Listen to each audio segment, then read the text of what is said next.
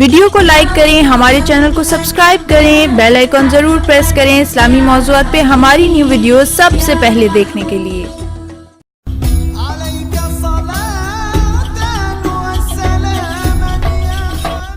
اعوذ باللہ من الشیطان اللعین الرجیم، بسم اللہ الرحمن الرحیم۔ آج کل کے دور میں صبر و برداشت ختم ہوتا جا رہا ہے، جس کی وجہ سے ہر ایک کے مزاج میں غصہ اور چڑچڑا پن رہتا ہے۔